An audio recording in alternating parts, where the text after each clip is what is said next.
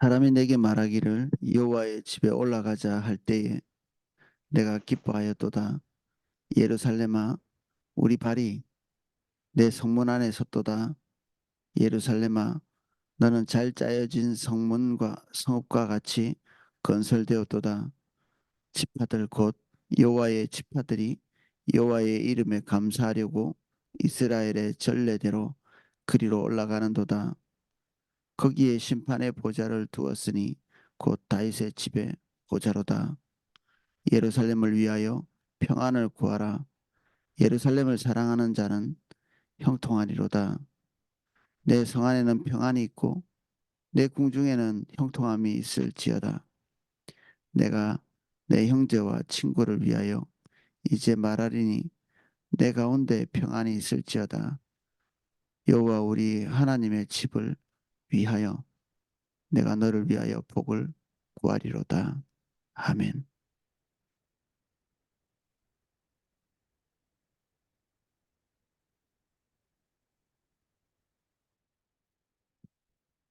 예, 저희들이 지금 살펴보고 있는 시편들의 내용들이 성전에 올라가는 노래라고 이렇게 표제가 다 달려 있습니다.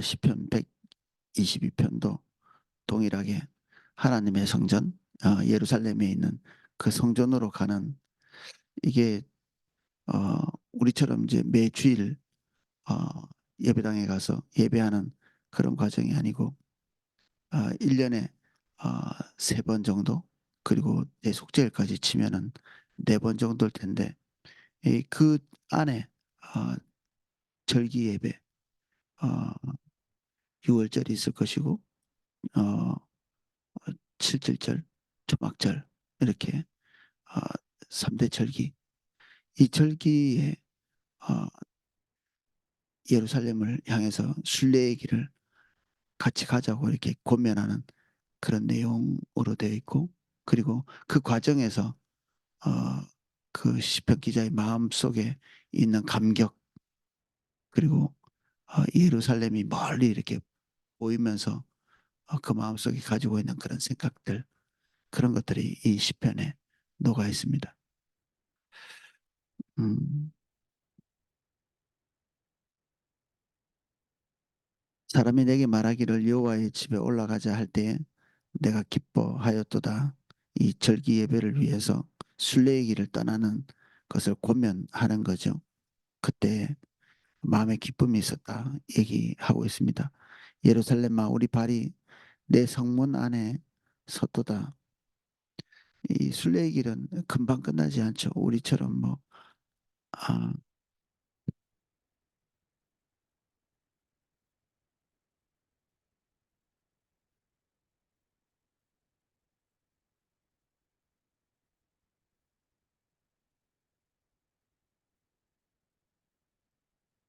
이 소리가 잘 들리지 않으시나요? 문제가 뭔지 잘 모르겠네. 잘 들려요. 잘 들리세요? 잘 들려요. 네. 네. 볼륨을 좀 안 들리시는 분은 조금 이렇게 올려보시면 어떨까 싶습니다. 예. 예루살렘아 우리 발이 내 성문 안에 섰도다. 이 설레임이죠. 그 하나님의 성 예배하는 그 장소로 가기 위해서 하나님의 임재가 있는 그 성에 가기 위해서. 근데 이게 우리처럼 예배당 같은 좁은 장소가 아니고 어, 성전이 있는 그 도시 전체 그 지역적으로는 시온이라고 부르고 그리고 그 도시를 지칭할 때는 예루살렘이라고 이렇게 부르는데 그 도시 전체가 이스라엘 백성들의 마음속에 너무 사랑스럽고 애정이 넘치는 그리고 볼 때마다 기쁨이 넘치는 그런 장소로 인식되어 있는 거죠. 예루살렘은 너는 잘 짜여진 성읍과 같이 건설되었도다. 어, 예루살렘 높은 곳에서 이렇게 이 아래를 바라볼 때 그 조밀조밀하게 있는 그 주택가 또는 여러 가지 건물들 이런 것들이 아주 촘촘하게 이렇게 건설되어 있는 그 외적 형태를 이렇게 내려다보고 있는 거죠.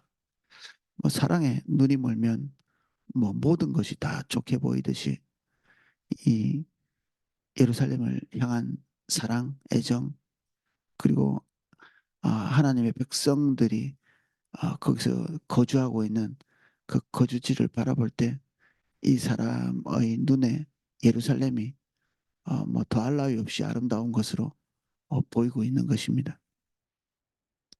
지파들, 곧 여호와의 지파들이 여호와의 이름에 감사하려고 이스라엘의 전례대로 그리로 올라가는도다. 이스라엘은 12지파가 있죠. 이게 어, 주석에는 그래서 이 시가 쓰여진 시기를 다윗의 시대쯤으로 보고 있습니다. 솔로몬 이후로 넘어가면 이 지파들이 양쪽으로 나눠져 가지고 어, 이스라엘은 주님을 결정적으로 떠난 그런 상태고, 그리고 어, 남쪽에는 유다 지파와 베냐민 정도밖에 남아 있지 않은 그런 상태라 이 어, 12지파를 지칭하면서 하나님의 복을 구하거나 또 평안을 구하는 이런 기도가 아, 기록되어 있는 것은 아마도 아, 가장 온전한 형태의 이스라엘의 모습, 분열되기 전에 그런 모습으로 추측이 됩니다. 어쨌든 뭐 분열이 중요한 게 아니라, 그리고 나누어졌느냐 어떤 시기냐가 중요한 것이 아니라, 하나님께서 처음에 지칭하고 이스라엘 백성들을 가나안 땅에 들이셨던 그 하나님의 기대에 찬 이스라엘의 모습, 그리고 연합되어 있는 모습, 이 전체에 대해서 아름다움을 표현하고 있고, 하나님께 감사하고 그 민족에 대한 감사죠. 민족에 대한, 그리고 어, 믿음의 공동체를 향한 애정. 하나님을 사랑하면 하나님의 교회도 사랑하고 하나님의 교회의 백성들도 사랑하게 돼 있죠. 분리가 안 되죠. 하나님은 사랑하는데 교회 성도들과의 관계는 좀 불편하다. 에이, 그런 건 말도 안 되는 일입니다. 이게 서로 잘 맞지 않는 거죠. 이게 뭔가 둘 다 문제가 있는 것입니다. 하나님 사랑한다고 하는 것도 문제가 있고, 그리고 하나님의 백성들과의 관계도 문제가 있고, 둘 중에 하나만 사랑할 수 있는 그런 구조가 아니죠. 우리 믿음 안에서는 그게 가하지 않습니다. 그래서 어떤 것이 문제가 있다는 어, 구조가 보일 때는 하나님 앞에 가서 이 문제들을 해결하는 게 좋죠. 사실은 우리가 눈에 콩깍지가 씌워진 것처럼 그런 감정이 일어나는 것이 굉장히 정상인 것입니다. 그게 올바른 것이고.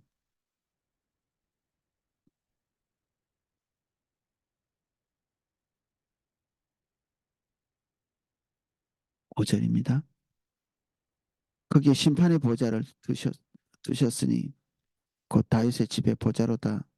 그 예루살렘에는 어, 하나님의 공의를 전하는 재판정이 있죠. 이 왕이 그때는 심판도 하고 행정도 보고 전쟁도 하고 이 모든 상권 분립 같은 것들이 이루어지지 않은 상태이니까 입법은 이미 하나님의 말씀으로 되어 있고 그대로 판결하고 또 행정을 수행하고 이런 것들이 다 왕궁에서 나왔죠. 그 어, 하나님의 공의를 베푸는 그 핵심적인 그 장소에 대한 감사, 그리고 축복, 이런 것들을 표현해 놓고 있습니다. 예루살렘을 위하여 평안을 구하라. 예루살렘을 사랑하는 자는 형통하리로다. 그 예루살렘에 안정을 구하고 평안을 구하는 간절함이죠. 그리고 애정에 넘치는 중보기도고, 내 성 안에는 평안이 있고 내 궁정에는 형통함이 있을지어다. 내가 내 형제와 친구를 위하여 이제 말하리니 내 가운데에 평안이 있을지어다. 굉장히 이타적인 기도를 하고 있습니다. 자기 자신보다는 형제, 그리고 친구, 결국 이 예배 공동체죠. 이 안에서. 이 예배 공동체의 평안을 위해 기도하고 있습니다. 여호와 우리 하나님의 집을 위하여 내가 너를 위하여 복을 구하리로다. 시편 120편 전체를 우리가 이렇게 읽어보면 이 시편 기자가 예루살렘을 향해서 이 신앙 공동체를 향해서 그리고 하나님 그분을 향한 우리는 어, 하나님을 예배할 때 어, 집에서 홀로 예배하지 않도록 주의해야 될 필요가 있습니다. 골방에 들어가서 주님을 찾는 어, 이런 형식의 예배가 필요할지 모르겠지만 결국 우리는 교회라고 하는 한 공동체 안에 소속돼 있고 그 교회 안에서 주님을 대면하는 이게 우리는 떨어져 있으면 한 부분에 불과하거든요. 어제도 우리 혜선이 기도회에 이재현 우리 형제님이 이제 파송되기 전에 본인의 간증들을 나누는 시간을 좀 가지고 마다가스카르를 향한 하나님의 이 섭리의 과정들을 좀 나누기도 했는데 그런 것들을 이렇게 나누는데 어, 이 몸의 한 부분이 지금 어, 하나님께서 우리 교회에 주신 일을 감당하고 어, 그리고 그것을 어, 준비하기 위해서奮闘하고 있는 모습을 보면서 이 교회의 아름다움을 보게 되겠더라고요. 이 하나의 그 비전을 이루어가는 데 있어서 한 사람으로 말미암아 다 되어지지는 않거든요. 교회가 전력을 다해서 자기 각자의 역할을 감당하고 그리고 신실하게 주님의 인도를 따라서 그 짐들을 감당해 갈 때 그때 하나님께서 역사하시고 그리고 하나님의 일이 이루어지죠. 그래서 이 작은 부분을 작다고 표현하는 것은 전체 안에서 각 개인이 감당해야 될 부분이라고 하는 겁니다. 이게 사소한 문제라는 얘기가 아니고 이런 부분을 감당하기 위해서도 하나님께서 하나님 중심적인 가치를 가질 수 있도록 우리 안에 있는 조그마한 부분들도 계속 이렇게 다루어 가시는 그런 것들을 보게 됐죠. 이재현 형제님을 이렇게 보면서 그분의 간증을 들었지만 사실 그분의 간증은 우리 각 사람에게도 하나님께서 인도해 가시는 그런 형태이기도 하죠. 그래서 이런 간증을 들을 때마다 그렇습니다. 우리가 뭐 TV에 나오는 간증을 듣는 것이 아니라 좀 더 가까이 주님께서 이 포도나무 교회로 불러주신 이 바운더리 안에서 고백하고 있는 형제님의 간증은 곧 우리의 간증이기도 하죠. 왜 하나님께서 우리를 지금 이 방향으로 인도하고 계신지를 충분히 납득할 수 있는 그런 시간이었습니다.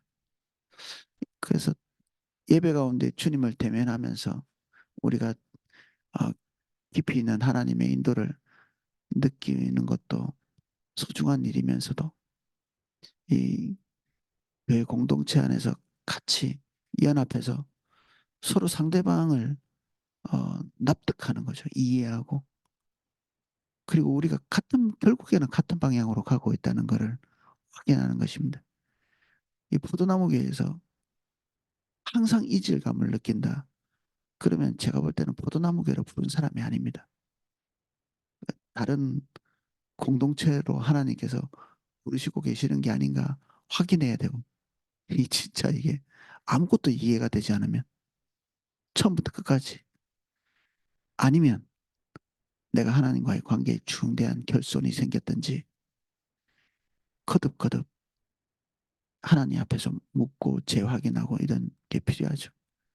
시편 120편, 22편 우리가 보면서 이 사람이 하나님과의 관계를 위해서 순례의 길을 떠나고 있지만 이 교회 공동체 그리고 심지어 외적인 이 건물의 형태, 지역의 형태, 이 모든 것까지 너무나 애정에 넘치는 표현들을 하고 있지 않습니까?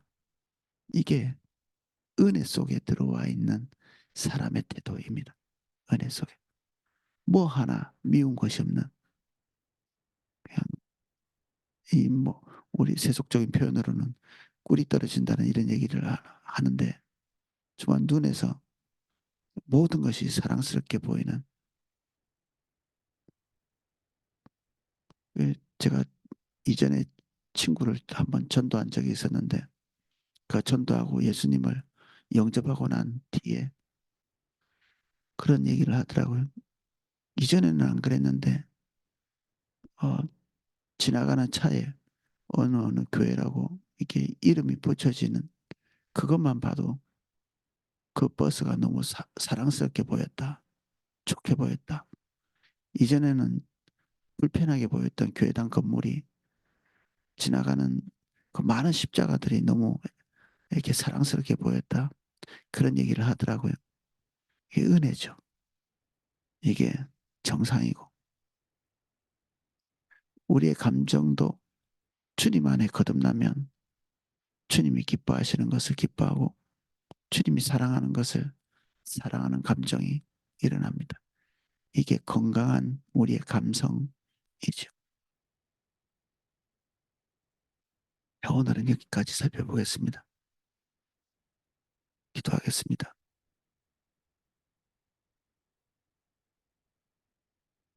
우리를 홀로 잊지 않게 해주셔서 감사합니다.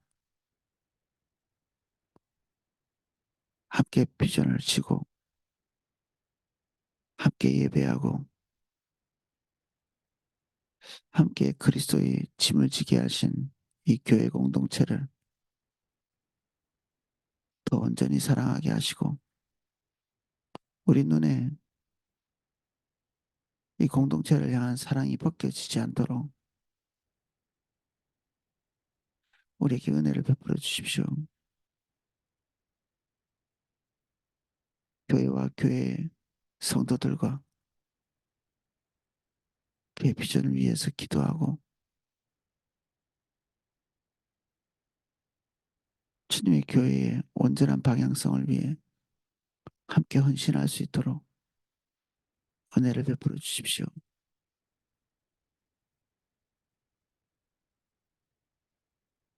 이 시간 주님 우리 한 사람 한 사람 대면하시고 우리의 간절함이 주님으로부터 온 것이 될 수 있도록 은혜를 베풀어 주십시오. 예수님 이름으로 기도합니다. 아멘.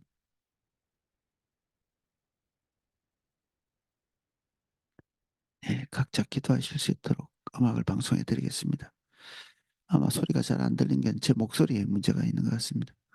어제 좀 수면이 부족해서 컨디션이 별로 안 좋은데 어, 양해 부탁드립니다. 제가 음악을